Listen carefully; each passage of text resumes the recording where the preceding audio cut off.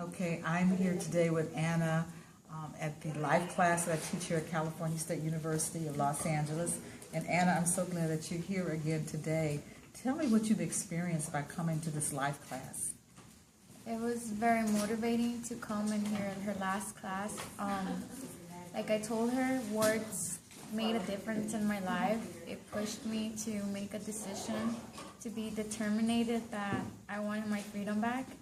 And to get my freedom back, I had to speak and ask for help and don't feel shame. Mm-hmm. I felt fear, and that fear froze me for a bit, but after I came and heard her empowerment and how all those powerful words she was saying, it just led to me getting up on my feet and doing something, because nobody was going to help me if I didn't speak up, and if I didn't ask for help, my situation wasn't going to change. And even though you're talking about your personal life, it's going to help you with your academics, because for you to graduate, how is that going to make you feel?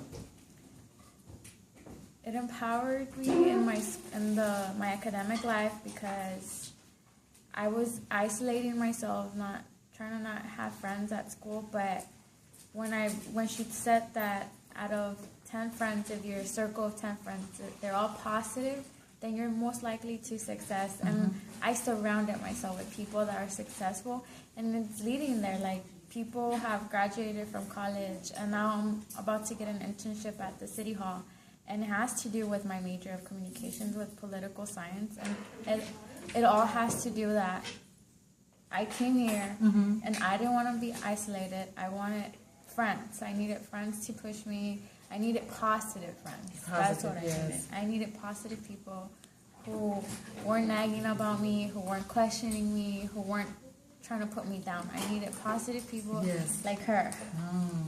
Wow. And you know, when I see your smile and I hear your testimony of how you found your voice, this impacted me so deeply, because even though we're here to talk about being successful in your studies, it's also going to help you in your personal life. And you began to realize as you walked around campus, you saw doors of possibilities. You saw a whole different world. You began to have hope for your future. Isn't that right?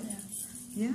I was going through a 4-year domestic violence relationship where he didn't like the fact that I was in college, because he wasn't in college. So me being surrounded with people who were more successful than he was making him be very intimidated. Mm-hmm. And when I saw all these opportunities that came along me being in school, and the feeling that I was in college, and that at the end of the tunnel I was going to have a bright future with my son, a better paying job. And when all this happened with him, it just made me realize that I owned that. I went through my first freshman quarter. I studied for tests. I did my finals. I turned homework. I did my midterms. I worked hard. I stayed up late at night because I couldn't do my homework with my son around me. Mm-hmm. So all that effort and all that dedication,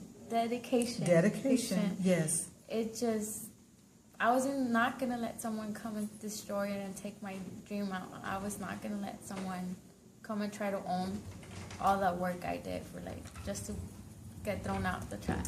Yes. It just blesses me, because when I was asking everyone today in class, what is the feeling that you want by achieving your goal? You said the feeling that you want is freedom. Isn't that right? Or did you say empowerment?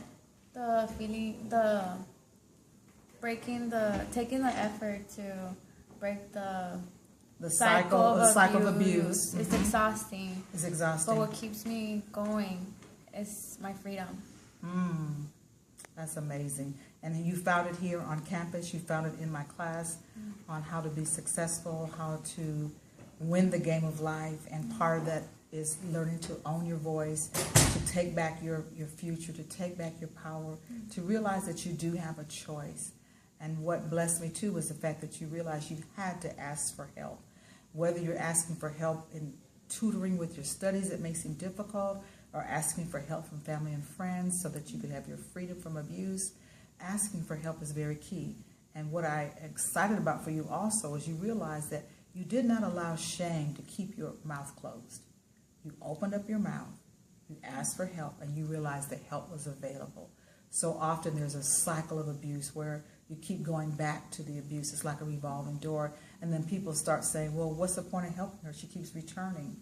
And so the fact that you've had enough and you realize that you're young, you have an awesome future ahead of you, that your son is depending upon you to break that cycle. He does not need to see his mother in an abusive relationship. Yeah. He needs to see his mother happy and joyful with the smile that I see in your face, that when you come home to your son, you feel like you're doing something productive and positive for your future and for his future. Yeah. And Anna, I want to thank you so much for being transparent today. I want to thank you for opening up your heart. I want to thank you for attending my class today. And I pray that you will share with other women that you know, because I'm sure you see in your circle of life, there are other women who have lost their voice, lost their way, lost their power, lost their joy. And you are going to be a living example of what the courage it takes to say enough. Yeah. Enough. So be proud of yourself and pat yourself on the back. There you go. All right. Thank you, Facebook family. Thank you, Do Not Give Up.net family, for tuning in today. This is Jewel Diamond Taylor with Anna here at California State University of Los Angeles, where I teach a life class. God bless you and stay in the light.